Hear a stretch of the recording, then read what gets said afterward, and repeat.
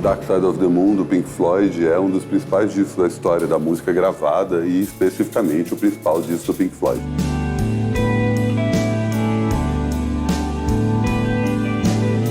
É um clássico imbatível e, mais do que isso, um momento em que a banda consegue finalmente se consolidar depois da perda do Syd Barrett. Syd Barrett é o fundador do Pink Floyd ali na Inglaterra, na época da psicodelia, talvez seja o principal nome da psicodelia inglesa, só que é um cara que é uma vítima daquele momento que, por conta do uso de LSD excessivo, até contra sua própria vontade, muita gente colocava o ácido lisérgico em bebida e tal, ele aos poucos foi perdendo contato com as pessoas e perdendo o carisma no palco, a própria mobilidade, a ponto do Pink Floyd ter existido em algum dado momento como uma banda com 5 integrantes, uma vez que o David Gilmour, mais conhecido como o grande guitarrista do Pink Floyd, ter entrado na banda no momento em que o Syd Barrett tinha se tornado essa pessoa inviável no palco.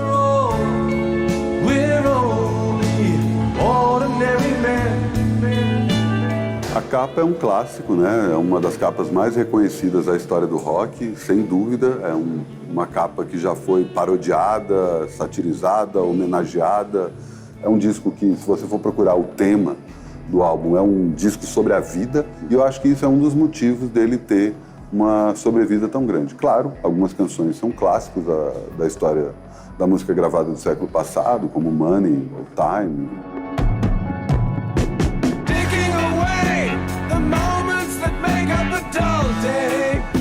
É um disco que, se você escuta hoje, 50 anos depois de sua gravação, ele não parece tão diferente de um disco gravado em 2023. Justamente por esses motivos, ficou entre os discos mais vendidos da história durante, acho que, mais de 30 anos consecutivos. Ele esteve entre os discos mais vendidos do mundo. Também tem um exercício que se fazia durante muito tempo. O Pink Floyd nega isso, embora já tenha feito piada com isso depois, que o disco seria uma trilha sonora pro filme O Mágico de Oz. Se você sincroniza perfeitamente o momento em que a Dorothy sai da realidade dela, que é em preto e branco, e vai para a realidade colorida, é o meio do disco, o que estaria também implícito na capa, que começa com a luz branca e depois vai para o arco-íris.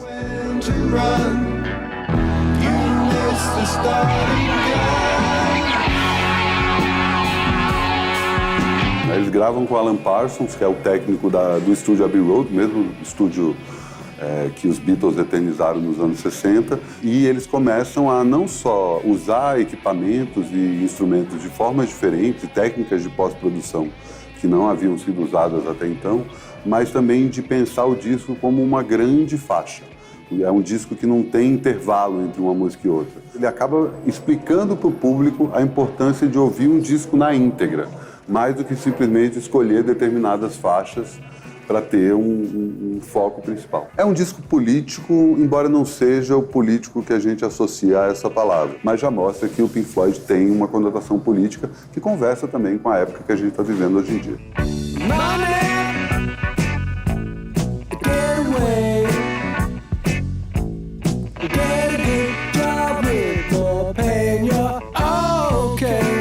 Havia uma expectativa muito grande que Roger Waters e Dave Gilmour pudessem voltar ao palco no cinquentenário desse álbum. Eles que são os grandes afetos, né, que acabaram provocando a cisão do Pink Floyd no começo dos anos 80.